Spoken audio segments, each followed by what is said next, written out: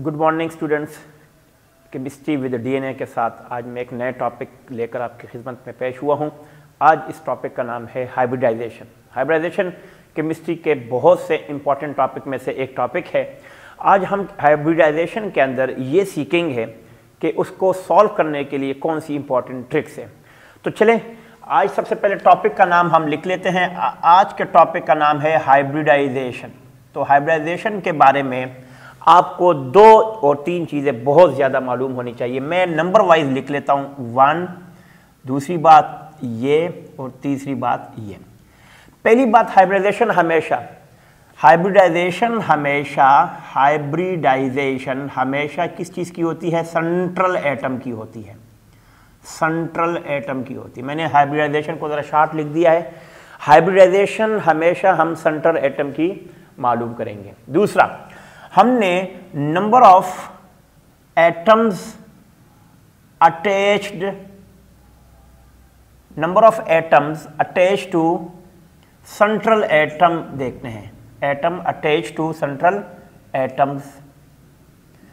तीसरी चीज जो हमने देखनी है, लोन पेयर को डिस्कस करना है। लोन पेयर, अब अगर इन दोनों का कॉम्बिनेशन, इन दोनों का एडिशन जिसको कहते हैं, एडिशन कर लें और उसका आंसर हमारे पास क्या आ जाए? 1, 2, 3, 4, 5, 6, 7, 8। सपोज अगर आपके पास इन दोनों को ऐड करने के बाद आंसर 2 आ जाता है, 3 आ जाता है, 4 आ जाता है, 5 आ जाता है, 6 आ जाता है, 7 आ जाता है, 8 आ जाता है और 9 आ जाता है, तो हम उसके इन टर्म उसमें हम ये कह सकते हैं कि उसकी हाइब्रिडाइजेशन क्या होगी। अगर हमारे पास इन दोनों को ऐड करने के बाद जो आंसर 2 आता है तो वो होगा sp2 सॉरी, ठीक है। कैसे पता चला sp होगा? क्योंकि 2 के अंदर एक s हाइब्रिड ऑर्बिटल है और एक p है, तो s1 और एक p मिलकर क्या बनाते हैं? 2। तो इसका मतलब क्या है कि अगर इनका आंसर 2 आता है तो इसके अंदर हाइब्रिडाइजेशन कौन सी होगी? क्या होगी? sp। इसी तरह अगर इन दोनों को सम करने के बाद उसकी हाइब्रिडाइजेशन का जो आंसर है वो क्या है? 3 आ जाता है, तो हम उसको कहेंगे ये sp2 है। और इन दोनों को प्लस करने के बाद अगर आंसर 4 आता है तो हम कहेंगे sp3 है। अब अगर 5 आ जाता है, अब देखें s में एक ही आता है, यानी p में उसके 3 सब ऑर्बिटल हैं, d के 5 है, तो p में अभी नहीं आएगा, तो आगे क्या होगा? sp3 और d आएगा। अब आगे देखिए, अगर 6 आएंगे तो क्या आ जाएगा? sp3d2। अगर आएगा sp3d3, आगे आएगा sp3d4 और आगे क्या आएगा? sp3d5। अब अगर आप इनका सम भी निकाल ले तो ये भी इसी के इक्वल आता है। मैं इसको नंबर वाइज लिख लेता हूं ताकि आपको याद रहे। कैसे बेटा? देखिए, s और p दोनों मिलके 2, एक s है और p कितने हैं? 2, तो s और p 2 3, तो 3 आ जाएगा। p 3 है और s 1 है तो 4, p3 d1 4, 4 और 1 5, p3 d2 5, 5 और 1 6। इस तरह ये सारी आंसर आपको मैच करनी है। चलिए हम सबसे पहले देख लेते हैं CH4 का देख लेते हैं। CH4 में कार्बन की हाइब्रिडाइजेशन क्या है? CH4 में कार्बन की हाइब्रिडाइजेशन क्या है? तो बेटा सबसे पहले देखें नंबर ऑफ, देखो सबसे पहले तो हमने देखें सेंट्रल एटम, इसकी देखनी कार्बन की।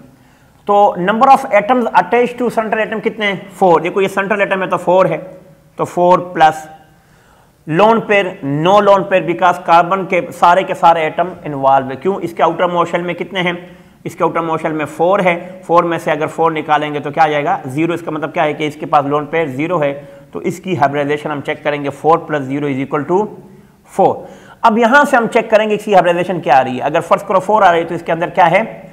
हाइब्रिडाइजेशन 1 2 3 4। तो अगर जो हाइब्रिडाइजेशन आती है ये उसके आएगा। तो CH4 की जो आंसर है वो क्या रहा है? 4 रहा है। इसका मतलब इसके अंदर हाइब्रिडाइजेशन क्या हो रही है? sp3। चलो इसी तरह एक और एग्जांपल कर लेते हैं। अब एग्जांपल की बारी है, आराम आराम से एक एग्जांपल हम करेंगे और हमारा क्वेश्चन होता जाएगा। जैसे अगर आपसे पूछता है NH3 की हाइब्रिडाइजेशन कौन सी है, तो बेटा सेंट्रल एटम आपके पास क्या है? नाइट्रोजन है। सेंट्रल एटम आपकी हाइब्रिडाइजेशन इसकी होगी।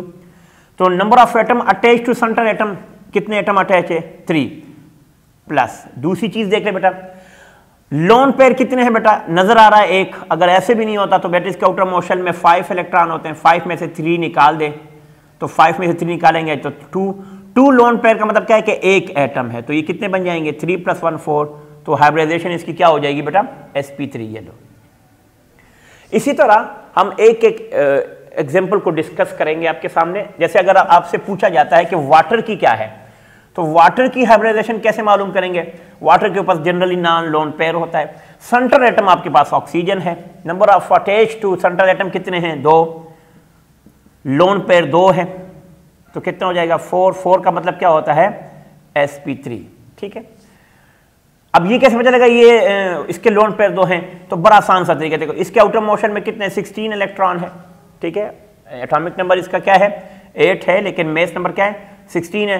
तो अगर 16 में से हम 2 निकाल दें या इसको छोड़ दें, आप इसको सिंपल ऐसे कर दें कि आउटर इसके अगर हम इलेक्ट्रॉनिक कन्फिग्रेशन कर लें तो आउटर मोशन में इसका 2 लोन पेयर मौजूद है, यानी इसके एटॉमिक नंबर ऐसे होता है ना, तो आउटर मोशन में 6 इलेक्ट्रॉन है ना, तो ये इस हाइड्रोजन ने ले लिया है और ये हाइड्रोजन इसने लिया। अब 2 लोन पेयर मौजूद है तो 2 लोन पेयर हम इसने ऐड कर दिए, 2 एटम अटैच है तो sp3 आ गया।